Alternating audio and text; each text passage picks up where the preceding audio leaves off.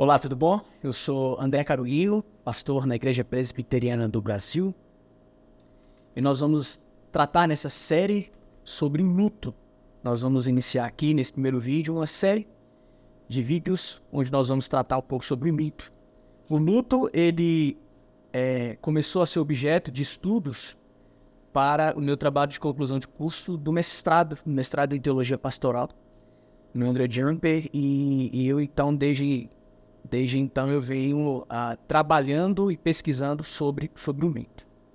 1º de maio de 2021, esse foi o dia em que o luto se tornou uma realidade na minha vida. Isso mesmo. Meu pai, meu grande amigo e conselheiro, após 30 dias internado em uma UTI Covid, ele deixava de existir nessa nossa realidade temporal. E existe um versículo bíblico muito importante para esse tema do luto, que é o de 1 Tessalonicenses, capítulo 4, verso 13, onde o apóstolo Paulo diz assim: "Não queremos, porém, irmãos, que sejais ignorantes com respeito aos que dormem, para não vos entristecerdes como os demais que não têm esperança." O luto é uma realidade que cedo ou tarde chegará nas nossas vidas. Seja porque um amigo vai morrer, um familiar querido, ou um amado irmão da igreja na fé vai morrer. A morte, então, e o luto são realidades inescapáveis nesse mundo que foi quebrado aí pelo pecado adâmico. E a grande questão que nós temos que pensar é como viver o luto com esperança. Como viver o luto com esperança? Em nossa sociedade existem diversos tipos de cosmovisões.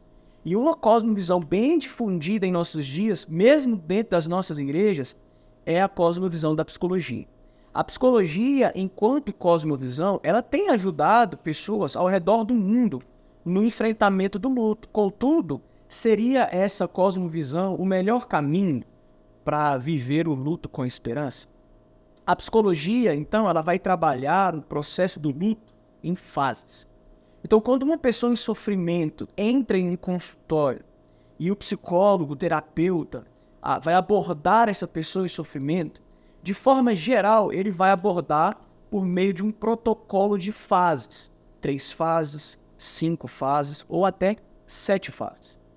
E as fases mais conhecidas, que são abordadas pela psicologia no enfrentamento do luto, são: a primeira é negação e isolamento, a segunda é a fase da raiva, terceiro, barganha ou negociação, quarta, depressão e, por último, a fase da aceitação. Qual que é o grande problema em abordar o processo do luto em fases? É engessar aquilo que é orgânico. É engessar aquilo que é móvel. Dentro, então, da própria comunidade da psicologia, existem discordâncias do uso das fases como protocolo para acompanhamento daquele que sofre, daquele que passa pelo processo do luto. Porque o luto é um momento muito específico e particular de cada indivíduo.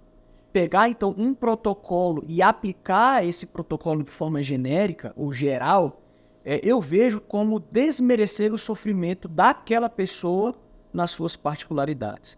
Em minha experiência no luto, eu não passei por muitas das fases que o protocolo tradicional da psicologia propõe. E qual que é o grande problema? Muitos estão sofrendo pelo luto e porque muitas vezes não conseguem chegar na fase que o psicólogo, o terapeuta diz que ele precisa chegar para fechar, para encerrar o ciclo do luto.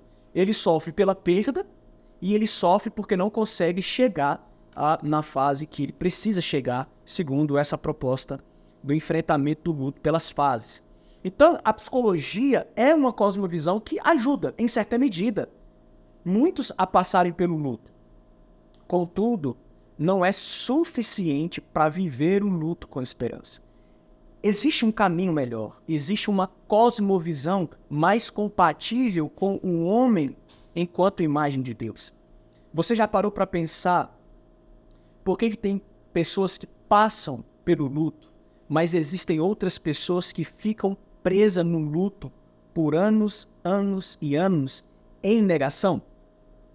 Nós vamos falar um pouco sobre isso no nosso próximo vídeo. Eu te convido a assistir. Um forte abraço e que Deus te abençoe.